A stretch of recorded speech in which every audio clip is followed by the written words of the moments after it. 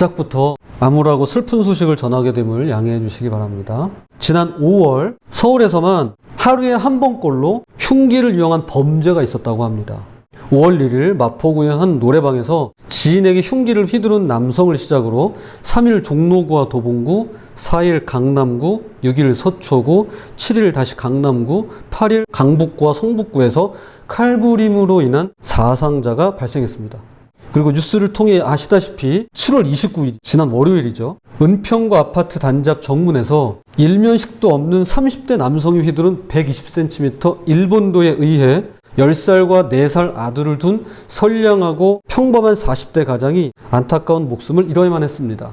그로부터 이틀 뒤 31일에는 강원도 춘천의 한 아파트에서 60대 남성이 이번엔 50cm 정글도를 이웃 주민에게 휘두르기도 했고, 엊그제죠. 숭례문 인근 지하보도에서 70대 남성이 60대 여성을 흉기로 살해하는 일이 있었습니다. 최근에 수안보에서도 이런 일이 있었죠. 제가 늘 마음에 담아두고 있는 이야기 하나를 들려드리겠습니다. 오래전 랍비가 제자들에게 어떻게 하면 밤이 지나고 아침이 다가오고 있음을 알아차릴 수 있느냐고 물었던 일이 있습니다. 제자들에게 얘들아 어떻게 하면 밤이 지나가고 아침이 오는 걸 알 수 있을까? 이렇게 물었습니다. 그러자 제자 한 사람이 자신 있게 대답했습니다. 저 멀리 있는 게 양인지 개인지 구별할 수 있을 때입니다. 이렇게 얘기했어요. 그러자 랍비가 가만히 고개를 저었습니다. 그렇지 않아. 곧이어 다른 제자가 말했습니다. 그럼 저기 먼 데 있는 나무가 무화과 나무인지 사과 나무인지 구별할 수 있을 때입니다. 이번에도 랍비는 조용히 고개를 흔들었습니다. 제자들이 잘 모르겠다며 스승님의 생각이 어떠한지 여쭈었습니다. 그러자 랍비가 이렇게 대답했다고 합니다.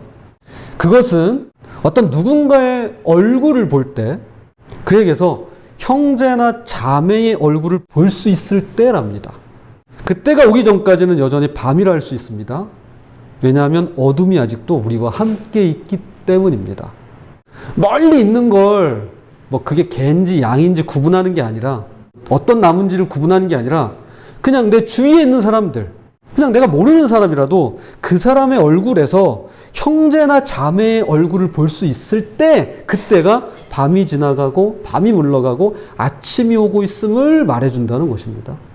그런 맥락에서 오늘을 살아가는 우리의 눈에 형제나 자매의 얼굴이 보이는 대신에 흉기를 휘두르고 싶어지는 원수와 적이 보인다면 현대사회와 이 시대는 여전히 어둠이 쉬 물러가지 않는 밤이라고 말해야 할 것 같은데요. 앞서 읽었던 본문 말씀인 아모스서에 따르면 밤이 지나고 아침이 밝아오는 것, 어둠이 물러가고 빛이 찾아오는 것, 이것을 가리켜 한 단어로 이렇게 표현합니다. 정의. 정의.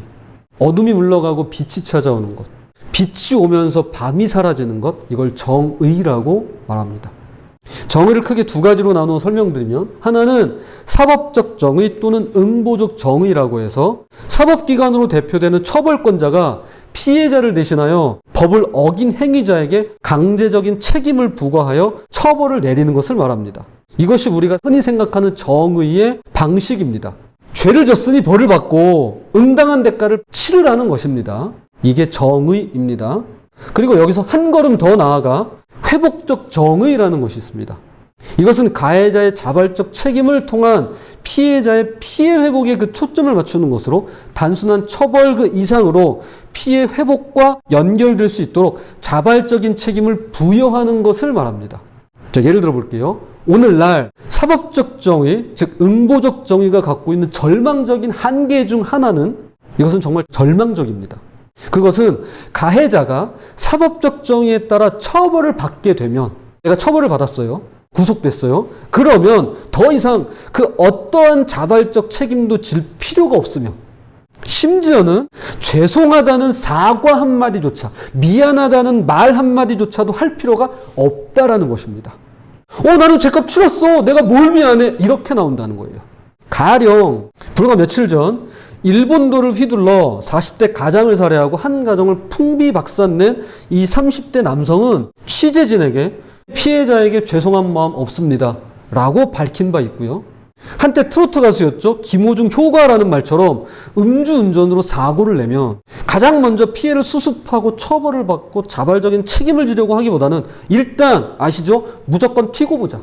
도망치자라는 것입니다. 이것은 아무리 사법적 정의가 이루어진다 하더라도 우리 그러잖아요. 정의가 중요하다. 정의 이루어져야 된다. 정의 구현돼야 된다. 얘기하잖아요. 그런데 아무리 그렇다 할지라도 오롯이 피해를 입은 당사자와 가족들이 그 상처를 딛고 다시 일어설 수 있기까지 너무나도 멀고 힘든 고통의 과정이라는 것입니다. 과연 일어설 수 있을까 싶은 생각이 들 정도로 요원하다는 것입니다. 그러므로 사법적 정의가 범죄를 법을 어긴 행위로 보는 데 반해 회복적 정의는 관계를 깨뜨린 행위로 보는데요. 여기서 정의란 궁극적으로 깨어진 관계를 회복하는 것이며 이것이 바로 성경이 말씀하고 있는 정의의 목적이라 할 수 있는 것입니다. 그래서 태초에 아담과 하와는 하나님께서 금지하신 선악과를 따먹은 법을 어긴 행위 이전에 근본적으로 하나님과의 관계를 깨뜨린 행위로 인해서 에덴 동산에서 쫓겨났다는 것입니다.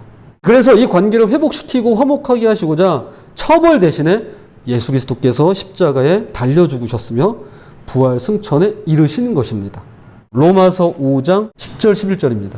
곧 우리가 원수 되었을 때에 그의 아들의 죽으심으로 말미암아 하나님과 화목하게 되었은즉 화목하게 된 자로서는 더욱 그의 살아나심으로 말미암아 구원을 받을 것이니라. 그뿐 아니라 이제 우리로 화목하게 하신 우리 주 예수 그리스도로 말미암아 하나님 안에서 또한 즐거워하느니라. 이렇듯 하나님의 정의는 응보를 넘어서 회복으로, 그리고 회복을 넘어서 화목으로 이어지는데요. 이것이 바로 아모스가 전하고 있는 하나님의 말씀입니다. 아모스 1장 1절입니다. 유다왕 우시야의 시대, 곧 이스라엘 왕 요아스의 아들 여로보암의 시대, 지진전 2년에 드고와 목자 중 아모스가 이스라엘에 대하여 이상으로 받은 말씀이라. 아모스는 드고아라는 지역에 살았습니다. 이곳은 남유다의 예루살렘 남쪽 약 17km 지점에 위치한 해발 825m의 척박한 석회암 고산지대로 저희 고사리교회가 해발 450m 안 되니까 2배 가까이 되는 높이인데요. 그래서 곡물 경작에는 적합하지 않고 겨우 목초만 자랄 수 있었습니다. 즉 아모스는 이 높은 지대의 드고아 벌판에서 양을 치는 목자로 살았습니다. 왜냐하면 작물이 자라질 않으니까요. 그런데 그는 자기 자신을 목자이면서 동시에 뽕나무를 재배하는 농민이라고 소개합니다. 아모스 7장 14절. 아모스가 아마샤에게 대답하여 이르되 나는 선지자가 아니며 선지자의 아들도 아니라 나는 목자요 뽕나무를 재배하는 자로서. 여기서 뽕나무란 우리가 흔히 알고 있는 오디가 아닙니다. 여기서 말하는 뽕나무란 돌 무화과 나무를 가리키는 것으로, 문제는 이 나무가 해발 300m 이상에서는 자라지 않는다는 것입니다. 그러니까 드고아 벌판에서는 자라지 않아요.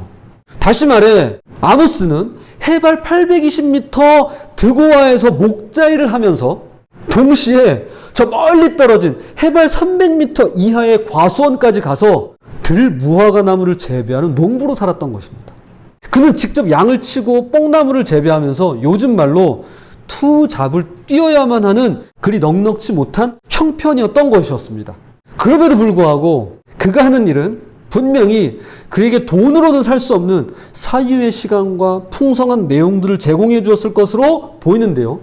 높은 지대인 드고아에서는 양떼를 치고 낮은 지대에 와서는 돌 무화과 나무를 재배하는 동안, 그리고 자신이 생산한 물건을 팔기 위해 남유다뿐 아니라 북이스라엘의 복잡한 상업 중심지 여기저기를 돌아다니면서 여행 중에 겪었던 경험과 대도시에서 보고 들은 것들을 묵상하며 반추하는 시간을 가졌던 것이 틀림없는 것입니다.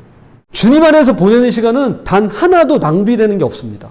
그 속에서 아모스는 하나님께서 허락하시는 직관과 통찰력을 얻을 수 있었는데요. 그래서일까요? 그는 12명의 소선지자 중에서 남유다 출신으로는 유일하게 북이스라엘을 향해 하나님의 말씀을 예언하는 선지자가 되었습니다. 아모스 7장 15절입니다. 양떼를 따를 때 여호와께서 나를 데려다가 여호와께서 내게 이르시기를 가서 내 백성 이스라엘에게 예언하라 하셨나니.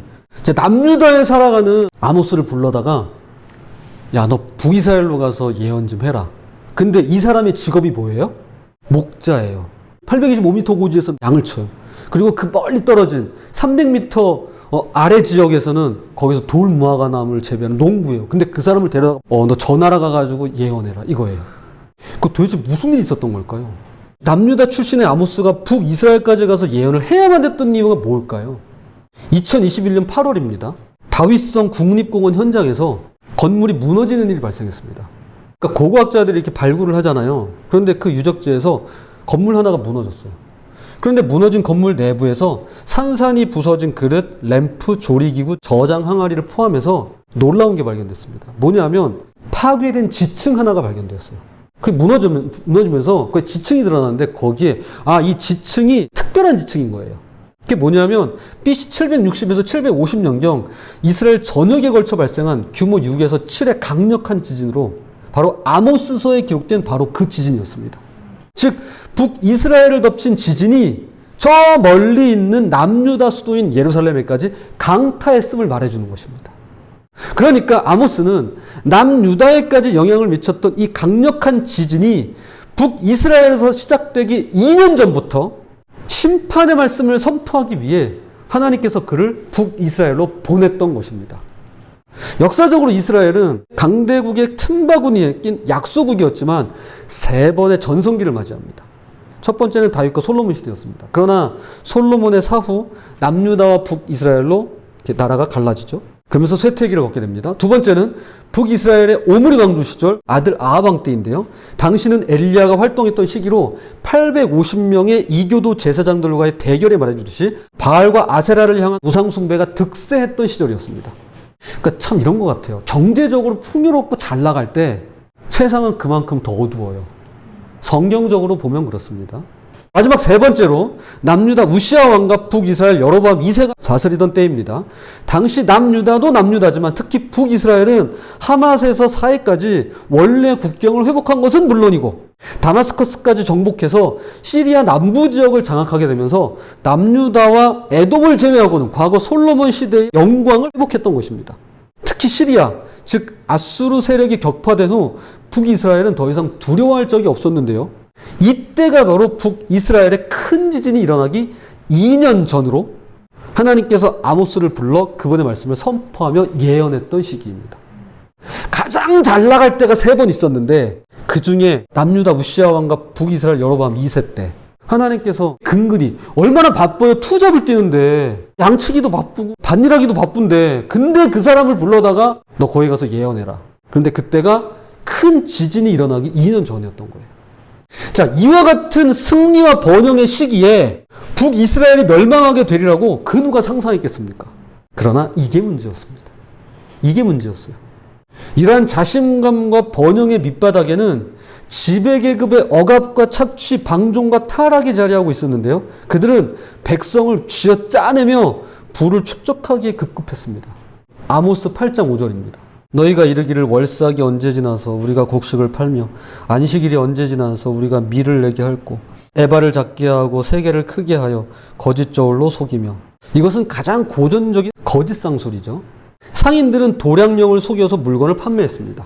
월삭과 안식일에는 일을 해선 안 된다는 율법 때문에 부정한 돈벌이를 계속할 수 없음을 몹시도 안타까워하면서 말이죠. 야, 오늘은 월삭이라 월의 첫째 날이라 일을 못해. 아니 속여가지고 좀 돈을 벌어야 되는데 돈을 못 버네? 안타까워했어요.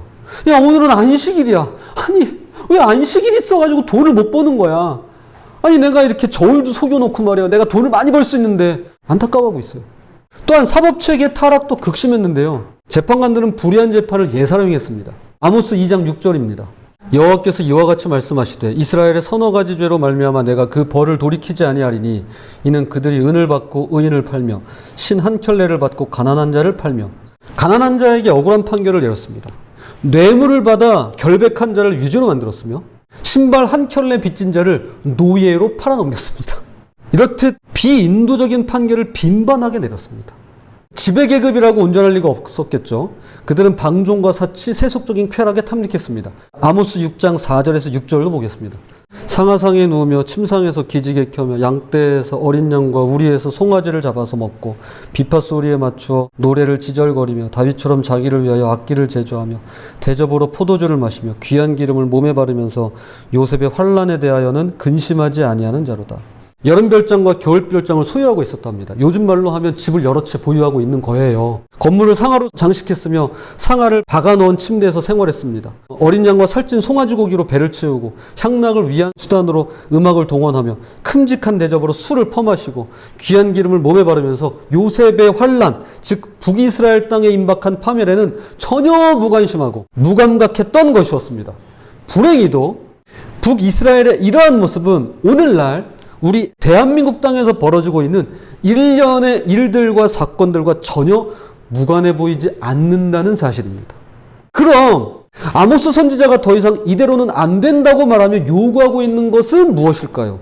네, 오로지 정의뿐이었습니다. 정의. 앞서 말씀드렸던 정의. 이것이 바로 오늘 본문입니다. 아모스 5장 15절입니다. 너희는 악을 미워하고 선을 사랑하며 성문에서 정의를 세울지어다. 그러므로 지난주에 이어서 하나님과의 인터뷰를 통해 우리가 돌이키고 바로잡아 반드시 의식하며 실천해야 할 두 번째란, 자, 지난주에 첫 번째 보았고요. 이제 오늘 두 번째란, 여호와 하나님은 정의를 원하십니다. 여호와 하나님은 정의를 원하십니다. 이스라엘은 여호와의 윤리적 성격을 완전히 무시했습니다. 그들은 자신들이 한 행위가 도덕적이냐 아니냐에 관계없이 여호와가 그들의 정치적 이익만을 보호해준다라고 확신했습니다. 여호와는 얼마 동안 이스라엘에게 분노할 수 있었지만 조만간 이스라엘의 부패와 타락에 상관없이 그들을 도와줄 수밖에 없다고 믿었습니다. 왜냐하면 이스라엘의 민족신인 여호와에게 선택의 여지란 있을 수 없었으며 오로지 이스라엘의 편만은 들어줘야 하는 그런 입장으로서 그들에게 불리한 행동을 취할 수가 없다는 것이 그 이유였습니다. 즉 이러거나 저러거나 어쨌거나 여호와는 무조건 이스라엘의 민족신이기 때문에 이스라엘 편을 들어야 된다고 믿어 의심치 않았던 것입니다. 여러분 생각해 보세요. 여러분이 믿는 신이 여러분 편이에요. 그러면 그 신은 누구 편을 들어야 돼요? 내 편 들어야죠. 누구 편 들어요? 이스라엘 사람들이 그렇게 믿었던 거예요. 그러나 아모스가 봤을 때 그들의 주장과 논리는 실로 가당치 않는 것이었습니다. 지금 우리로서 당연하지만 당시 여호와 하나님이 이스라엘의 편이 아니라는 사실은 그들에게 그야말로 커다란 충격으로 다가왔습니다. 뭐? 하나님이 우리 편이 아니야? 놀란 거예요. 이미 말씀드렸다시피 아모스는 여호와 하나님을 온 세계의 주인으로 보았고 이것은 여호와가 정의의 하나님이실 수밖에 없다는 진리로 이어지는 것입니다.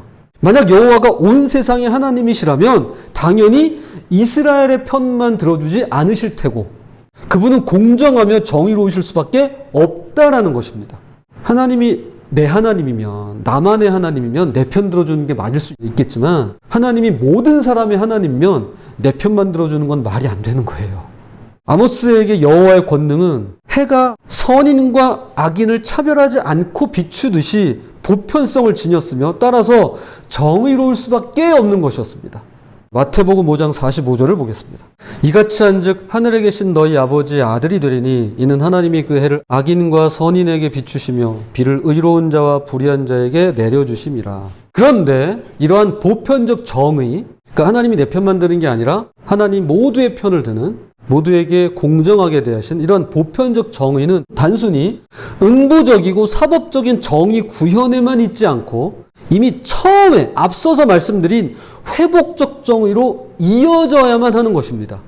그래서 하나님께서는 아모스를 통해 북이스라엘에게 바로 이러한 정의를 원하셨고 동일하게 오늘을 살아가는 우리에게도 그토록 바라시고 원하시는 회복적 정의가 있는데요.